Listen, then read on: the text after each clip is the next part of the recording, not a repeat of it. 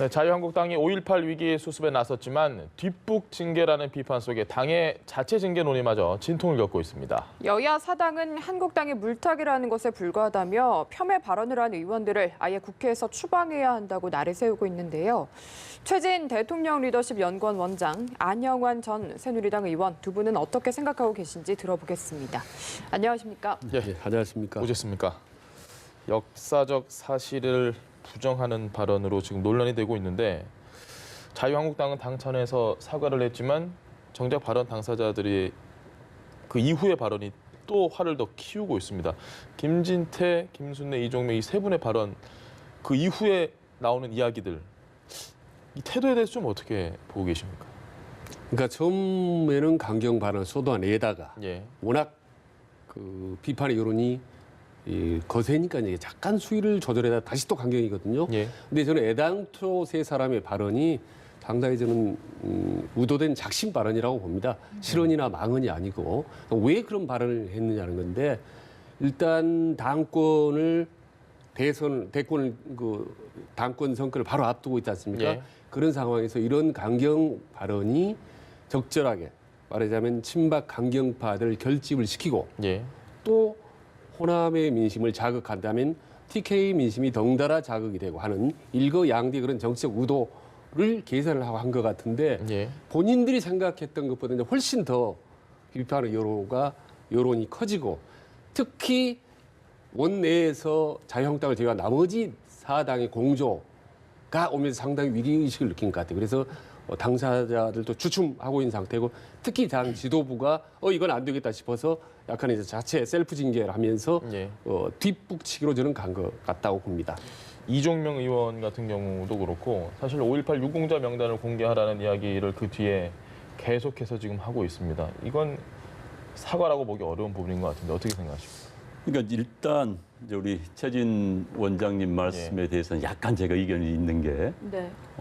사실 의도된 발언 같지는 않아요. 그러니까 무슨 뭐 전당대회를 앞두고 무슨 호남표를 자극하고서 영남표에서 무슨 이익을 얻겠다는 게 아니라 저는 별 생각 없는 분들의 생각 없는 발언이었다는 생각이 듭니다. 예. 그 분위기에서 아마 강경 우파 가운데 아주 강경 우파들이 주최한 그런 행사였습니다. 또 지만원 씨 같은 경우는 뭐 누가 보더라도 우파 내에서도 아주 오른쪽에 있는 강경 우파 인사지요. 예.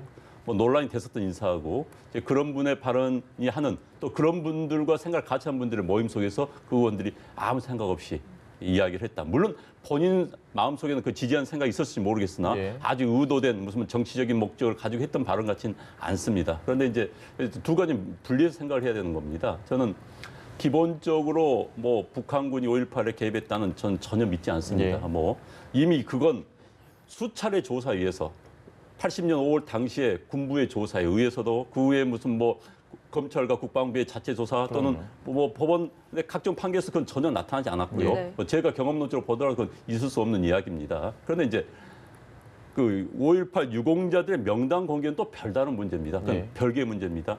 5.18 유공자들 지금 한 4천여 명이 넘는다고 그래요. 그런데 그분들이 어떤 이유로 어떤 행적을 보여서 어떤 공헌을 했기 때문에 상을 그 유공자로 선정되는지가 아직 불투명해요. 그래서 네. 이 부분에 대해서는 국민의 세금이 들어갑니다. 유공자들에 대해서는 국민 세금으로 뭐 돈을 이제 지급을 하기 때문에 그래서 그 부분에서는 밝힐 필요는 있는 것이죠. 그래서 그 부분 좀 별개로 생각해야 되는 겁니다. 그러니까 사실 현 뭐 여권에서 물타기 차원에서 이 부분 5.18에 북한군이 개입했다 이 부분을 부각시켜서도 안 되고 또 네. 이걸 피하기 위해서 유공자분을 부각시켜도 안 되는데 이걸 별개로 이성적으로 전 접근해야 되지 않을까 싶습니다. 그러니까 이 새 의원 주장대로 유공자 명단은 공개를 해야 된다는 의견이신 저는 그 부분은요. 거군요. 예. 그동안 사실 논란이 많았었습니다. 예. 뭐 광주 분들도 정말 피해자도 많습니다. 부모님이 또 자식이 애처롭게 숨져가신 그 피해자분들 우리가 유공자로 대우하고 그분들 유가족들을 높이 대우하는 건 당연합니다. 그런데 네. 이제 그 조사하는 과정에서 유공자라는 게 명확치가 않은 상태에서 지금 4천 명이라고 그래요. 4천 명에 대해서 명확치 않은 분들이 있다고 그래요. 그래서 이 부분에 유공자는 자랑스러운 겁니다. 부끄러운 게 하나도 없어요. 예, 예. 그러니까 떳떳이 밝히면 되는 겁니다. 그래서 법적으로는 지금 법원에서 사생활 문제 때문에 밝힐 수 없다는 판결을 받았지만 5.18 유공 단체에서 자랑스러운 거 아닙니까? 떳떳이 이런 분은 그 당시 이런 행적을 보여서 이런 피해를 받기 때문에 유공자를 선택했다 하면 되는 거예요. 그럼 복잡한 문제가 아닙니다. 이건. 막말 당사자 3인이 사과를 해야 될 시점에 굳이 유공자 명단을 공개하라고 목소리를 높이는 이 상황에 대한 질문을 좀 드리고 싶습니다. 그러니까 전반적인 흐름을 보면은 계속 강경 일변도로 가고 있는 겁니다. 세 사람이 예. 중간에 약간 주춤하는 것 같지만 실제로는 강도를 오히려 높여가고 있는 겁니다. 이게 바로 이제 단적으로 의도된 발언이다. 그리고 아까 개념 없는 그런 뭐 불쑥 던진 말은 절대로 아니라고 저는 보는 거죠. 이를테면 왜냐하면요, 이게 다른 사석이 아니라 국회 공청회 자리였습니다. 그리고 이제 대형 프랭카드가 붙어있는데 프랭카드 제목이 이미 중간에 큰 타이틀로 나오지만 북한군 개입을 중심으로라는 타이틀이 나옵니다. 예. 그리고 이런 정도의 공청회를 하려면 사전에 이미요 원고들이 다 나옵니다. 예. 그래서 충분히 이건 의도된 거라고. 그 다음에 이 발언이 터지고 난 이후에 세 사람의 행보들을 보면은 상당히 쭉쭉쭉쭉 대단히 정치적입니다. 특히 지금 이 난리판이나 다름없이 이렇게 지금 여론이 비등한데 김진태 의원이 그 핵심적인 그 도시인 광주를 내려갔죠. 방문한다? 이건 대단히 의도적이거든요. 광주를 본인이 갔을 경우 광주 사람들이 어떤 반응을 보일지는 누구보다도 뻔하지 잘 알 텐데 일부러 갔단 말입니다. 그건 다분히 의도적이고 그리고 바로 이제 어젠가요 또 청와대 앞에서 1인 시위했지 않습니까? 오늘 지금 하고 예, 이런 것들이 예. 전부 일련의 어떤 의도된 대단히 계획된 반응인 거죠. 그래서 자유한국당 전체적으로는 상당히 이게 실이 많을지 몰라도 친박 강경파들 아주 강성 우파들 입장에서는 이게 결코 손해 날 게 없다라는 계산을 하고 계속 밀어붙이고 있는 거죠. 네. 이제 저는 세 사람 옹호할 생각이 전혀 없습니다. 예. 정말 철없는 짓을 했습니다. 저런 발언을 뭐 개인적으로 그렇게 생각할 수도 있어요. 그러면 사석에서 이야기할 수 있습니다. 그러나 국회의원이란 헌법기관이 공적인 자리에서 언론이 앞에서 할 수 있는 이야기는 아닙니다. 왜냐하면 5.18의 역사적 의미는 이미 다 결정이 된 이야기거든요. 그렇기 때문에 국회의원이 하기에는 매우 부적절한 철없는 사람이었다라는 생각이 들고요. 단 이제 여기서 이제 세 사람 가운데서 좀 케이스가 다릅니다.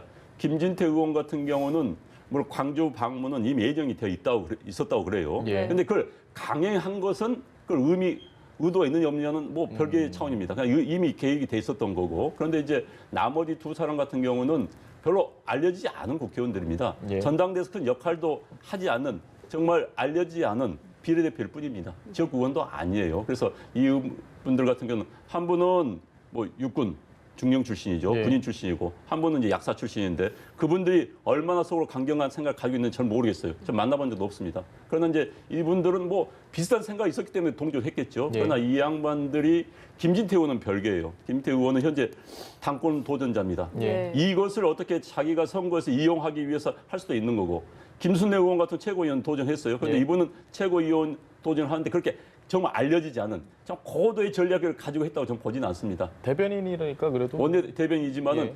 이것을 가지고 이걸 공격해서 호남에서 뭔가 뭘 얻으니까는 영남표를 그 정도는 하면 아니다. 저는 그 정도까지 아니었다고 봐요. 정말 그 정도의 정치적인 사고력이 있었다면 이런 발을 하지 않습니다. 저는 그렇게 보지 않고요. 그래서 이 세 사람의 발언은 어찌됐든 굉장히 부적절했다. 그렇지만 알겠습니다. 이걸 가지고 너무 의미를 부여해가지고 음모론적으로 접근할 이유도 없다. 그런 생각이 듭니다.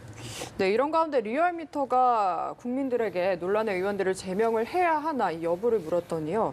찬성이 64.3% 그리고 반대가 28.1%가 나왔는데 좀 주목이 되는 부분이 한국당 그리고 바른미래 지지층에서는 반대 여론이 절반을 훨씬 넘었거든요. 이 부분은 좀 저희가 어떻게 해석을 해야 될까요? 그러니까 그게 지금 대한민국의 이제 민심과 어떤 정치적인 흐름을 단적으로 저는 보여주는 지표라고 보는데 예. 우선 전체적으로 국민들 자체는 이번 문제가 잘못됐다라는 것은 사실 그 공감대가 형성이 돼 있는 거죠. 그걸 자유한국당이 알고 재빨리 선회를 한 건데 문제는 뒤쪽에 나와 있는 오히려 자유한국당이나 바른미래당에서 지지도가 높게 나온 부분은 이거는 뭐냐면요. 일종의 친박 정서라기보다는 저는 반문 정서라고 봅니다. 주로 그 두 정당의 지지 기반이 어디입니까? 대구 아니겠습니까? 대구 경북인데 예. 그쪽에 상당히 대구 경북이나 보수 성향이 강한 지역에서 문재인 대통령에 대한 어떤 거부감을 꾸준히 쏘아왔던 것들이 표출됐다고 보는 거죠. 그런 점에서 이제 반문 정서를 단적으로 나타낸다, 지역적으로 나타낸다고 주목할 필요 있고 이런 부분들을 이제 간파하고 세 사람이 이제 발언을 작심 발언을 한 건데 저는 이제 한번 부연하자면 조금 전에 이제 안 의원께서 말씀하셨다시피 두 사람은 사실은요 비례대표 의원인데다가 예. 아주 정치성이 있는 분들은 아닙니다. 네. 그리고 원래 5.18은 모릅니다, 잘. 모르는 분들이 청문회 국회 공청회에서. 어떻게 보면 이 공청회에 갑자기 나타나서 아주 강성반응했지 않습니까? 괴물, 북한 개입 이런 발언을 잘 모르는 사람들이 뉴스를 도배하고 있습니다. 예, 그거야말로 저는 대단히 정치적이었다고 보고 더구나 이걸 주도한 사람이 김진태 의원 아니겠습니까? 그래서 어떤 내부적인 그런 조율하에 상당히 작심했다고 저는 보는 거죠. 더구나 이제 2월 27일 날 전당대회를 앞두고 있기 때문에 네. 여러 가지 복합적으로 해서 정치적으로 하나의 뭐랄까 일종의 노이즈 마팅을 포함한 이슈 파이팅을 했다고 보는 거죠. 그 본인들은 상당히 어떤 득이 좀 많다고 좀 생각을 할 거고 실제로 고위 강경파 내부에서는 약간 득이 더 많다고 봅니다. 다만 자유한국당 전체로 본다면 보수 진영 전체로 본다면 저는 득보다는 실이 더 훨씬 더 많다고 보는 거죠. 저희 시간대쯤이면 자유한국당에서 아마 자체 징계안이 나오지 않을까라는 생각을 했는데 역시나 이게 미뤄졌습니다. 내부에서도 상당히 고민이 좀 깊다라고 보는 거겠네요. 고민할 수밖에 없죠. 방금 여론조사를 말씀해 주셨는데 그게 그 고민의 근거가 될 수밖에 없는 겁니다. 뭐 국민 전체적으로는 뭐 징계를 해야 된다는 게 네. 높다고 하더라도 또 지지자들 입장에서 보면 징계 필요 없다는 게 더 높습니다. 네. 이게 그 고민인 겁니다. 한국당은 대중정당입니다. 대중정당이기 때문에 국민들의 눈높이에 맞출 수도 있지만 또 하나 정당이기 때문에 자기 정당의 지지자들의 의견을 따라갈 수도 있는 겁니다. 따라가야 되는 거죠. 그래서 그 두 의견이 상충하는 가운데서 본인들의 스탠스랄까요? 자리를 어디 잡을 것을 고민할 수밖에 없는 그런 상황이고요. 게다가 이제 세 명의 의원들의 그 이번에 뭐 내용이랄까요? 행적 자체 좀 차이가 있습니다. 예. 김진태 의원은 뭐 영상하고 이제 그걸 빌려준 거고요. 예, 예. 이제 두 분은 나와서 발언을 했고 발언도 좀 차이가 있죠. 그래서 아마 지금 한국당 내에서 쉽게 징계를 좀 못 내릴 거라고 봅니다. 아마 지도부는 김병준 비대위원장은 사과를 했습니다.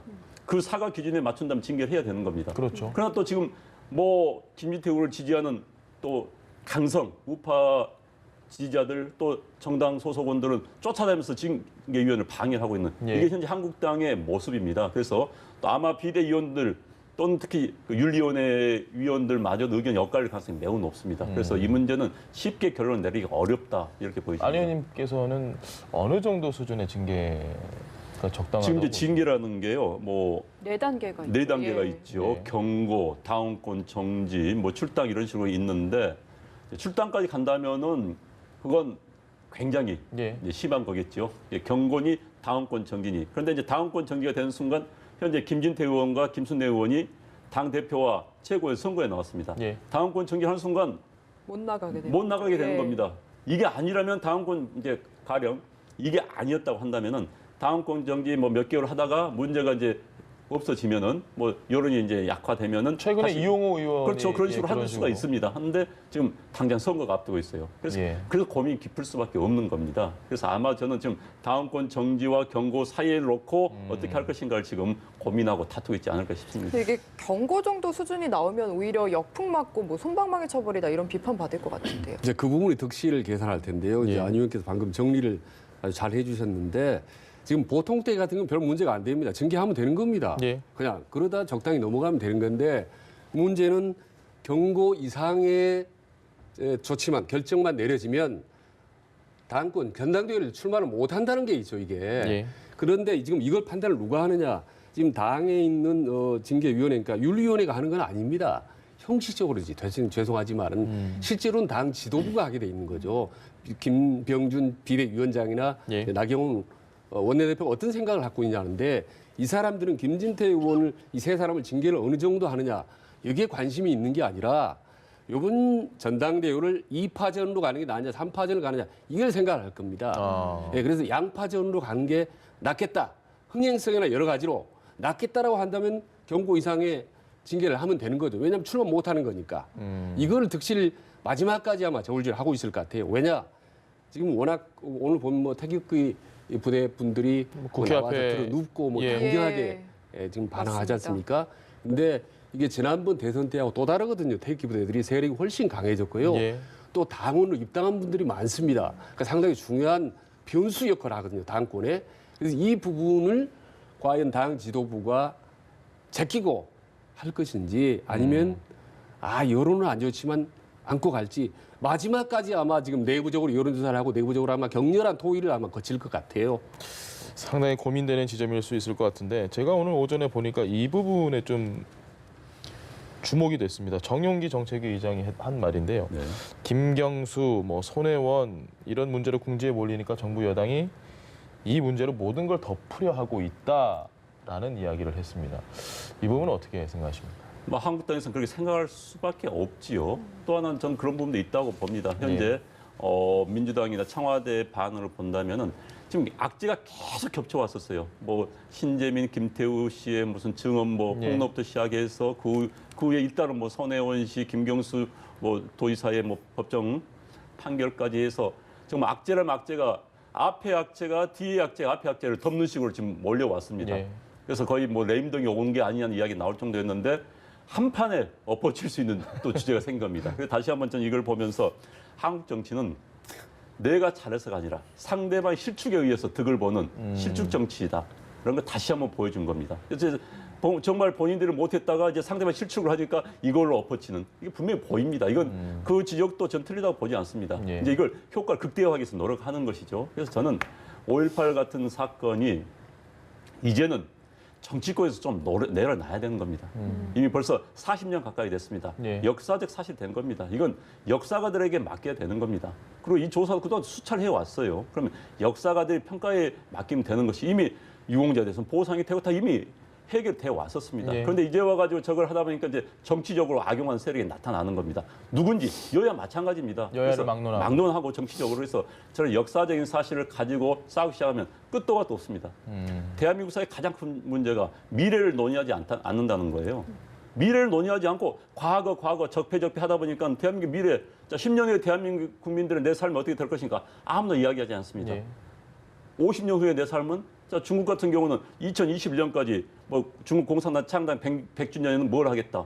중국 국가 수립 100주년 2049년까지 뭘 하겠다. 국가적 비전이 나와요. 물론 중국 특유의 정치 시스템 때문에 그렇지만 우리는 아무런 비전이 없습니다. 미래에 대한 이야기 전혀 하지 않아요. 그런데 또 적폐 이야기 하다가 5.18 가지고 여야가 치고받고 죽이니 살리니 하는 거 이건 국가를 위해서 전혀 바람직하지 않습니다. 이제는 이건 내려놓고 역사가들의 몫으로 남겨두면 되는 겁니다. 5.18에 대해서 지금 크게 우리가 싸울 만한 건도 없어요, 지금. 그런데 이걸 가지고 이제 정치적으로 유불리를 따지면서 이용한다, 이건 아니거든요. 정용기 정책위 의장 발언에 대해서는 어떻게 생각하십니까? 저도 이제 방금 안 의원님 말씀하신 총론적인 부분은 전적으로 동의를 합니다. 네. 사실 지금 38년 됐는데 지금 5.18을 가지고 이렇게 정치적으로 얘기한다는 것 자체가 그 이 자리에서 또 이렇게 같이 토론을 한다는 것 자체가 좀 자괴감이 들 정도로 예. 좀 빨리 정치권으로부터 좀 벗어나야 됩니다. 우리가 지금 4.19 가지고 그 문제를 가지고 많이 따진다고 해보십시오. 얼마나 이게 우스꽝스럽습니까? 네. 국민들이 볼 때. 크게 보면 여야한테 전혀 도움이 안 된다고 봅니다. 이거는 그래서 빨리 우리가 발을 벗어나야 돼요. 그리고 아까 정동희 의원 얘기했던 또 여권에 잇따른 악재들이 계속 나오지 않습니까? 이게 절대 사라진 게 아닙니다. 이게요, 다시 보면은 이번 5.18 문제가 지나면 다시 이게 또 쟁점화 될 겁니다. 그래서 빨리빨리 이런 부분들을 명확하게 짚고 넘어갈 걸 짚고 넘어가야지. 저는 참 이런 논의를 계속 한다는 것 자체가 안타깝다는 그 부분은 제가 동의를 합니다. 알겠습니다. 네, 이 이슈 관련해서 하나만 마지막으로 더 여쭤보고 싶은데요. 김진태 의원이 사실 당 윤리위에 회부된 문제에 대한 질문에는 좀 회피를 했고요. 네. 대신에 오늘 1인 시위를 하는 내용이 대선 무효 그리고 문재인 전 대통령 관련 조사를 하자 이런 이야기를 하고 있습니다. 이 네. 부분은 좀 어떻게 보고 계십니까? 정치적 이제 엎어치기로 봐야겠죠. 현재 분명히 김진태 의원은 지지자들이 열렬 지지자들이 있습니다. 예. 오늘 당 윤리위원회를 쉽게 말해서 쫓아다니는 그런 지지자들이 있습니다. 또 김진태 의원의 열렬 지지자들은 김진태 의원이 지금 주장하고 있는 문재인 대통령과 김정수 여사에 대한 특검 실시하세요. 동의하는 분들이 많이 있습니다. 그래서 그분들을 합치려는 정치적 동기가 분명히 있다고 볼 수밖에 없는 것이죠. 게다가 저 자체가 본인한테는 굉장히 중요한 당대표 선거 운동입니다. 굉장히 효과적이죠. 예. 왜냐하면 지금 이렇게 보시면 돼. 당대표 경선이란 건 7대 3입니다. 당원이 70%, 일반 시민이 30%예요. 그러나 30%도 여론조사 할 때 아무래도 보수 성향의 시민들이 응답할 수밖에 없습니다. 예. 실질적으로 대한민국 이념 스펙트럼을 본다면 오른쪽에 있는 50%가 당대표를 뽑는다고 보면 됩니다. 그렇다면 오른쪽에서 또 맨 오른쪽에 있는 20% 예. 국민 전체로 볼 때 20%면 당원들 입장에 본다면 40%예요. 당원들 입장에 본다면 예. 그분들의 의견이 결정적인 영향을 미칠 수가 있습니다.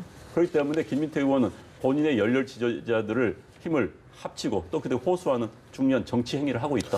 이렇게 볼 수 있습니다. 아무래도 자유한국당 전당대회가 가까워지니까 뭔가 계속해서 논란이 생기는 것 같은데 전당대회 얘기해 보시죠. 5.18 막말 파문이 또 전당대회 변수로 떠올랐습니다. 물론 뭐 3파전이냐 2파전이냐 문제도 있지만 황교안 전 총리 같은 경우는 지금 이 5.18 막말 3인에 대한 이야기에 대해서 원론적인 입장만 내놓고 오세훈 전 시장은 잘못됐다라고 얘기는 했지만 황 전 총리는 그렇게까지는 하지 않습니다. 이 부분은 어떻게 보고 계십니까? 그러니까 이게 참 미묘한 구도가 형성이 되는데요. 예. 크게 보면은 이번 전당대회 구도가 5.18로 말미암아 논란으로 말미암아 어떻게 생기냐면 친박 대 비박, 예. 그다음에 강경 우파 대 온건 우파, 그다음에 어떻게 보면 TK 지지 그룹 대 수도권 그룹 이렇게 자연히 나눠졌거든요. 예. 큰 흐름으로. 근데 이제 이게 조금 더 세부적으로 들어가면은 이 5.18 논란이 과연 새 당권 주자에게 어떤 영향을 미쳤는가라는 것이 득실하지 않겠습니까? 예. 근데 보면 우선 김진태 의원한테는 명분이나 새 확대라고 볼 때 일단 득이 많다. 본인도 생각합니다. 확실하게 강경파 입지를 높이고 똘똘 뭉쳐서 한번 해보자. 여긴 내 자리다. 예, 그 시에도 대구라는 테이크보다는 똘똘 뭉쳤기 때문에 본인의 계산을 할 때는 일단 명분이나 실이나 득이 더 많았다. 예. 라고 계산을 하겠죠. 그런데 이제 오세훈 전 시장. 전 서울시장 같은 경우는 보면 저는 명분은 확실히 얻었다. 예. 당이 너무 한쪽 우파로 가고 특정 지역 중심으로 추락하는 건 결코 이건 아니다. 본인이 얘기를 했거든요. 이런 명분은 확실히 얻었다고 봅니다. 다만 실리 부분에 대해서는 본인도 얘기를 했어요. 손해볼 수도 있다. 예. 왜냐하면 대국 쪽에서 뭉치기 때문에. 그래서 명분은 얻었지만 실리는 잃었다라고 보는 거고 황교안 총리는 보면은 저도 이제 이래서 생각하면 크게 득실이 별로 없었다고 봅니다.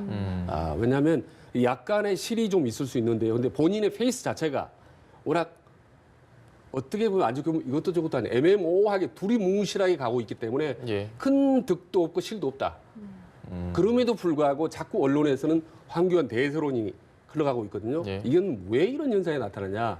그래서 친박계가 예.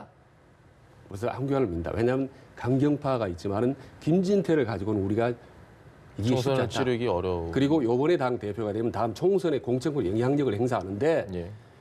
재선의 젊은 김진태가 되는 것보다는 솔직히 말하면 황교안 당의 기반이 없는 황교안 전 총리가 이미지도 좋고 대권 주자 지지도도 있고 여러 가지로 두루뭉실하게서 보이지 않게 소리 없이 밀고 있기 때문에 소리 없는 고정표가 있다 황교안은. 예. 그래서 이 5.18이라는 이 하나의 논쟁 자체가 새 후보에게 이렇게 득실이 있는 거죠. 그래서 결론적으로 얘기하면 쭉 이대로 가면은 황교안 총리 유리할 수 없지만 유리하다. 예. 유리하다.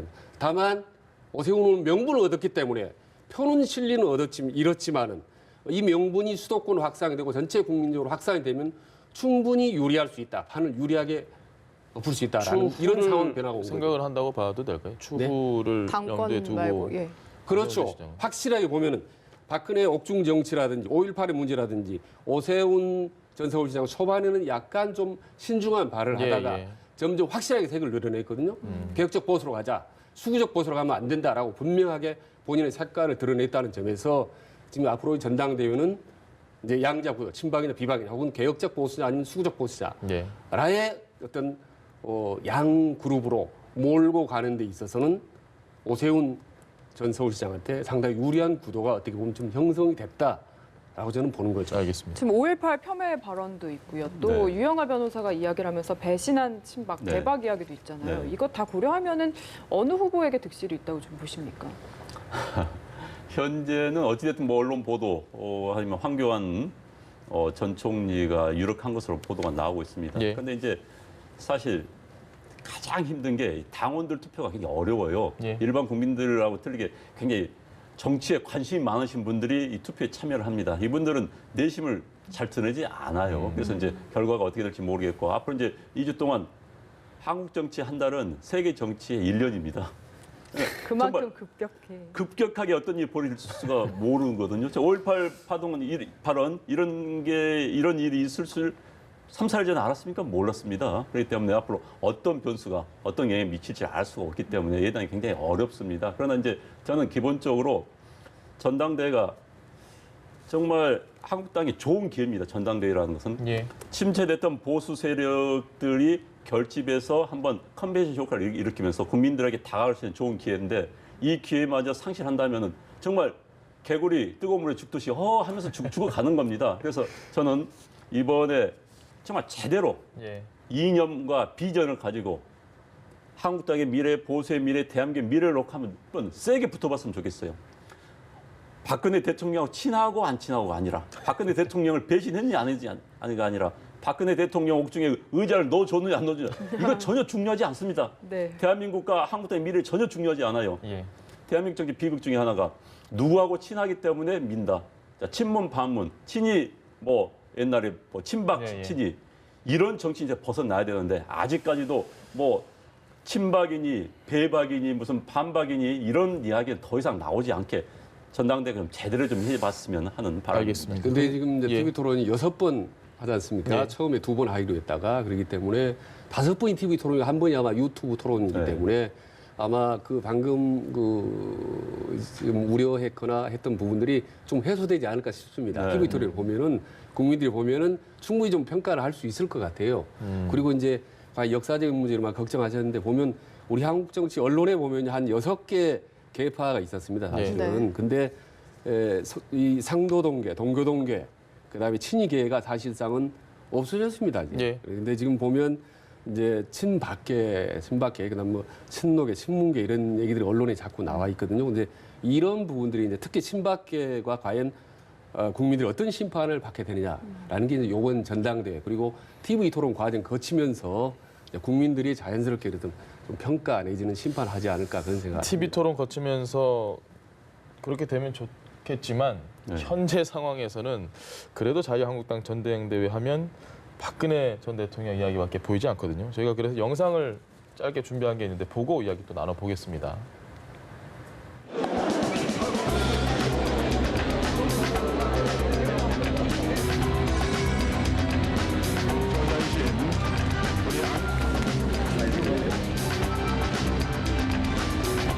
마음고생이 많으신 김승모 후보님 모셨습니다.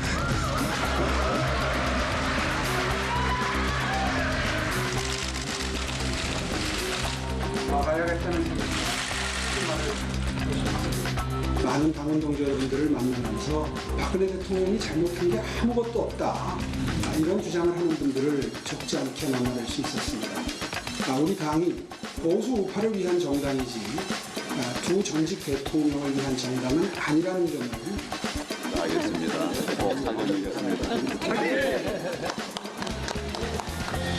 홍준표 대표가 대박이라고 하셨어요.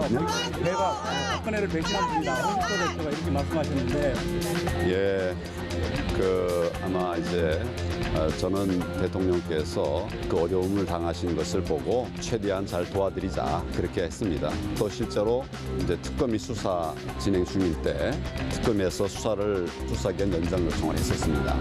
그러니까 이 정도에서 끝내자라고 해서 수사기간 연장을 불허했습니다. 뭐 그것도 했는데. 정권! 대파 정치! 번째!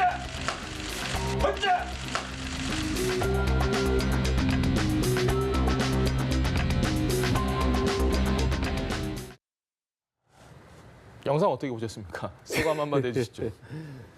예, 참 뭐 재미있으면서도 좀 씁쓸하네요. 좀 예. 박근혜 대통령이 이미 탄핵을 당한 분이고 어떻게 보면 우리의 아픈 역사 예. 아니겠습니까? 이거는 극복을 해야 된다고 봅니다. 그리고 저는 이후 어떤 대통령, 김대중 대통령이든 노무현 대통령이든 이명박 대통령 간에요. 우리는 하나의 역사 일부분이기 때문에 인정을 해야 되고 또 극복을 해야 됩니다. 근데 옛날 대통령을 다시 끄집어내서 그 그림자 정치를 한다거나 네. 그런 뭐 옥중 정치를 하나 이런 부분들은 절대 한국 정치에 바람직하지 않고 그게 또 통하지도 않습니다. 그런 점에서 이번에 친박 논란이라든지 뭐 옥중 정치 논란은 나와서는 안 되는 거죠. 그러나 제가 이런 말씀 들음에도 불구하고 예. 박심 논란은 전당대회 끝나는 그날까지 아마 계속될 겁니다. 그리고 그 박심에 대한 평가가 국민들이 어떻게 내릴지 또 저는 단 귀추가 주목되는데 저는 이미 그 국민적인 평가는 과거에 끝났기 때문에 예. 다시 박심을 이용해서 그걸 유리하거나 그걸로 해서 당권을 잡을 경우에 그는 스스로에게 저는 족쇄가 될 수 있다. 저는 안타까운 게 그 자유한국당의 그 어드바이스를 자꾸 제가 방송에서도 얘기를 했는데 예. 딱 그 부분을 분명히 사과할 건 용서를 구할 건 구하고 그리고 새롭게 출발하면 훨씬 더 홀가분하게 갈 텐데 왜 자꾸 그 옛날에 그 굴레를 안고 가려고 하는 거지? 저는 그런 게 참 답답하고 안타까운 생각이 좀 듭니다. 네, 알겠습니다. 영상 내용에서요. 네. 이 배박 질문하니까 황교안 전 총리가 본인이 특검 수사기한 연장도 불허를 했다. 이 네. 부분을 이야기를 했는데 이 답변은 좀 어떻게 들으셨나요? 글쎄 뭐 저런 뭐 굳이 본인은 이제 억울하다는 생각이 들겠지요. 네. 왜냐하면 유영하 변호사가 거의 본인을 뭐 겨냥한 겨냥해서 거니까. 네, 아주 센 이야기를 했기 때문에 이제 그거에 대한 뭐 변명 아닌 변명을 했는데 전 이제 저런 발언을 넘어서야 되는 겁니다. 박근혜라는 전직 대통령, 전직 정치인을 넘어서야만이 대한민국 정치가 한 단계 업그레이드 되고 또 보수 정치랄까요? 한국당이 업그레이드 될 수가 있는 것이죠. 네. 그런데 지금 정말 말씀해 주신 것처럼 좀 안타깝습니다. 배박이라는 이야기가 얼마나 불행한 이야기입니까? 아니, 특정 개인에 배신했기 때문에 자격이 없다? 이건 아닌 것이죠. 예. 그분이 얼마나 정치 비전이 있고 대한민국 이끌어갈 만한 역량과 어떤 도덕적인 능력이 있는가 이것을 가지고 따져야지 누구하고 친하기 때문에 누구를 배신했기 때문에 이건 아닌 겁니다. 그래서 한국당이 앞으로 대한민국 정치를 끌어가고 대한민국의 비전을 제시하는 정당이 되려면 박근혜 대통령을 넘어서야 되는 겁니다. 가끔은 훌쩍 뛰어넘는 것도 필요합니다. 역사의 발전이라는 건요, 이렇게 되는 게 아니라 계단식으로 훌쩍 넘어가는 경우가 많습니다. 계단 한 단계 올라가듯이 그런 식으로 예. 넘어갈 필요가 있다. 저는 그렇게 생각합니다. 근데 역설적으로 짧게 한 말씀 드리면은 예. 네. 이제 배박 논란 했지 않습니까? 그래서 그 이제 감옥에서 옥중에서 황교안 아니다라는 식의 메시지를 지금 보냈다는 거 아니겠습니까? 예, 예. 그럼에도 불구하고 만약 황교안 전 총리가 당권을 잡는다면 훨씬 넘어선 거라고 더 힘을 봐도 되나요? 얻게 되는 역설적인 상황이 더 나올 수 이상은 있습니다. 친박 논란이 없을 수 있는 건가요? 그렇게 한 번 되면? 메시지가 나왔기 때문에 아마 계속 박심이 나올 가능성이 높습니다. 단발성에 끝나지 않고. 예, 어. 계속. 다만 판을 뒤엎을 만큼 박심이 유력 있느냐, 대안이 있느냐는 거요.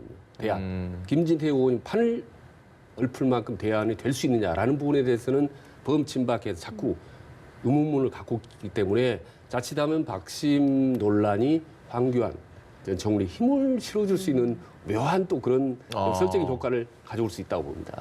알겠습니다. 네. 주제를 확 바꿔보겠습니다. 3.1절 얼마 안 남았습니다. 100주년입니다. 특사. 지금 뭐 거론되는 분들이 한명숙 전 총리도 있고 뭐 이광재 전 강원지사, 이석기 전 의원 얘기도 좀 나오고 네.